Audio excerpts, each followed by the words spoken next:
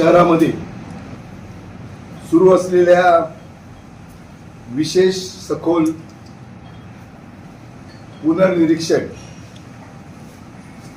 Special incentive revision SIR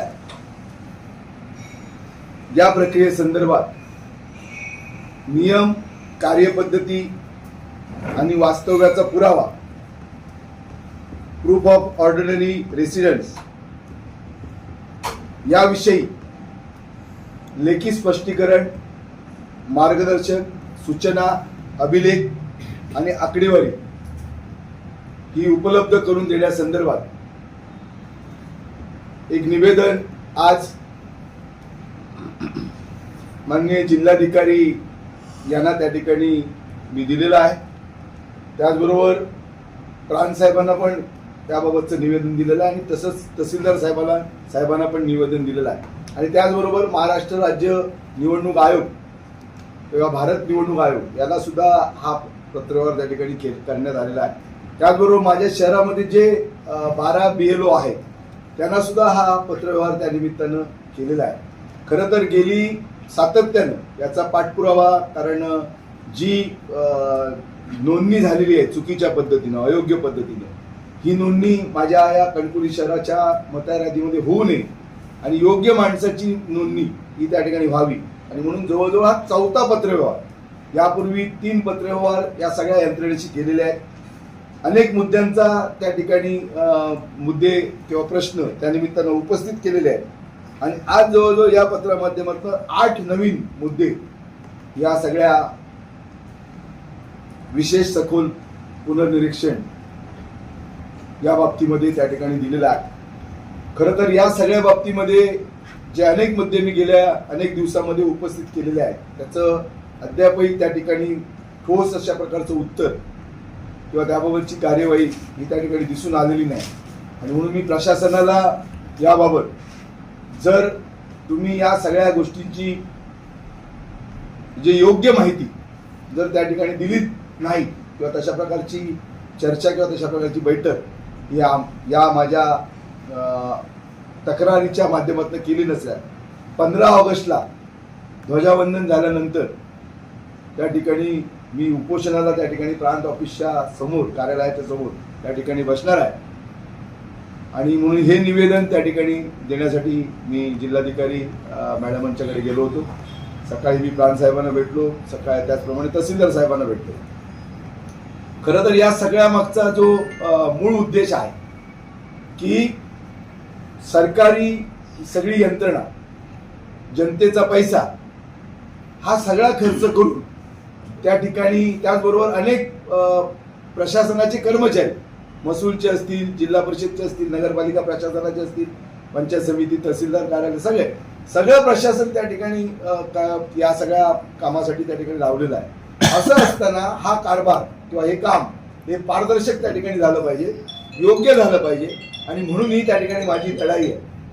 मी कणकवली शहराच्या संपूर्ण सगळ्या 12 बूथमध्ये आणि 17 वॉर्डमध्ये ज्या पद्धतीनं बोगस मतदारांची नोंदणी ही त्या ठिकाणी केलेली आहे, ही सातत्यानं त्या ठिकाणी प्रशासनाच्या समोर पुराव्यानिशी त्या ठिकाणी मी दाखवलेली आहे.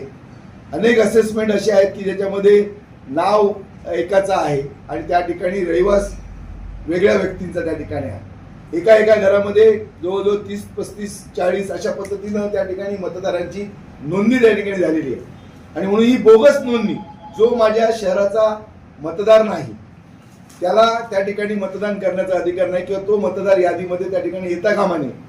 जो माझ्या शहराचा रहिवासी आहे तो त्या ठिकाणी असला पाहिजे. त्याचबरोबर जे दुबार मतदार आहेत, जे महाराष्ट्रामध्ये आहेत, जे गोव्यामध्ये आहेत, जे कर्नाटकामध्ये आहेत, जे मुंबईमध्ये आहेत, म्हणजे सगळ्याच त्याच्यामध्ये आहे, ते दुबार असलेले मतदार कुठंतरी त्यांचं जे रहिवास आहे किंवा त्यांचं वास्तव्य आहे हे कुठंतरी एका ठिकाणी त्यांच्या इच्छेप्रमाणे असेल किंवा ज्या नियमाप्रमाणे असेल त्या ठिकाणी झालं पाहिजे. दुबार मतदार यांची नोंदणी त्या ठिकाणी होता कामा नये. आणि संपूर्ण गेल्या 20-22 वर्षानंतर ही जर SIR होत असेल तर शासनाचा पैसा खर्च करून, जनतेचा पैसा खर्च करून आणि सगळी यंत्रणा वापरून जर हे खर्च होत असेल, हे सगळं होत असेल, तर त्या ठिकाणी काम पारदर्शक झालं पाहिजे. योग्य मतदारांची नोंदणी त्या ठिकाणी झाली पाहिजे. ज्यांचं वास्तव्य आहे, ज्यांचा रहिवास आहे, अशाच मतदारांची कणकवली शहराच्या मतदार यादीमध्ये त्या ठिकाणी नोंद होणं गरजेचं आहे.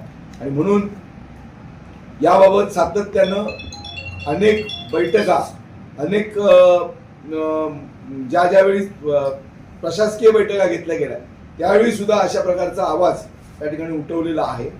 आणि माझं म्हणणं आहे की प्रशासन असं सांगतं की हरकती घेण्याची आणि आक्षेप घेण्याच्या संदर्भामध्ये काही वेळ किंवा हे सगळं करण्यामध्ये एक टाइम टेबल दिलेलं आहे SIR मध्ये. मग याच्यामध्ये तुम्ही ज्यावेळी तुम्हाला हे चुकीचं दिसेल त्यावेळी तुम्ही हरकती घ्या. माझं असं म्हणणं आहे, जर सगळी शासकीय यंत्रणा त्या ठिकाणी काम करत असेल, जनतेचा पैसा त्याच्यावर खर्च होत असेल आणि 20-22 वर्षानंतर एकदा ही जर त्या ठिकाणी विशेष सखोल पुनर्निरीक्षण जर मतदार यादीचं होत असेल, तर माझं म्हणणं आहे की या सगळ्या प्रशासनानं ही पारदर्शकपणे त्या ठिकाणी करावी. म्हणजे हरकती घेण्याची वेळच त्या ठिकाणी येणार नाही. योग्य जर आपण त्या ठिकाणी काम केलं तर हरकती घेण्याची वेळ ही त्या ठिकाणी कोणत्याही त्या ठिकाणी मतदारावर किंवा लोकप्रतिनिधीवर त्या ठिकाणी येणार नाही. आणि म्हणून मी या निमित्तानं आपल्याला सांगतो की याच्यातलं जे गांभीर्य आहे हे गांभीर्य त्या ठिकाणी आपण समजून घ्या, जनतेने समजून घ्यावं. कारण कणकवली शहरातल्या मतदारांची काय किंमत असते, त्याला कशी प्रलोभनं दिली जातात, कोणती आमिषं दिली जातात, कशा पद्धतीनं त्या ठिकाणी दहशत निर्माण केली जाते. आणि म्हणून कणकवलीतला जो मतदार आहे हा योग्य मतदार असला पाहिजे, त्याचा रहिवास असला पाहिजे आणि त्याचं वास्तव्य हे त्या कणकवली शहरामध्ये असलं पाहिजे. एका घरामध्ये जवळजवळ 40-40 लोक त्या ठिकाणी राहतात. एखाद्या घराचं आडनाव पारकर आहे पण त्या घरामध्ये पारकर दिसतच नाही. त्याच्यामध्ये जवळजवळ 40 गाडेगावकर आहेत. 15 शेडमध्ये जवळजवळ 30-40 असे मतदार त्या ठिकाणी भरलेले आहेत. आणि अशाच पद्धतीनं जे असेसमेंट आहे त्याच्यामध्ये अनेक भटक्या समाजातले लोकांची सुद्धा नावं त्या ठिकाणी नोंदण्यात आलेली आहे, ज्यांचा कणकवली शहराशी काही संबंध नाही. आणि म्हणून माझी लढाई कणकवली शहरातला जो वास्तव्य आहे, ज्याचा रहिवास आहे, तोच या शहराचा मतदार असला पाहिजे, तोच त्या मतदार यादीमध्ये त्याची नोंद झाली पाहिजे. आणि म्हणून ती बोगस त्या ठिकाणी होऊ नये.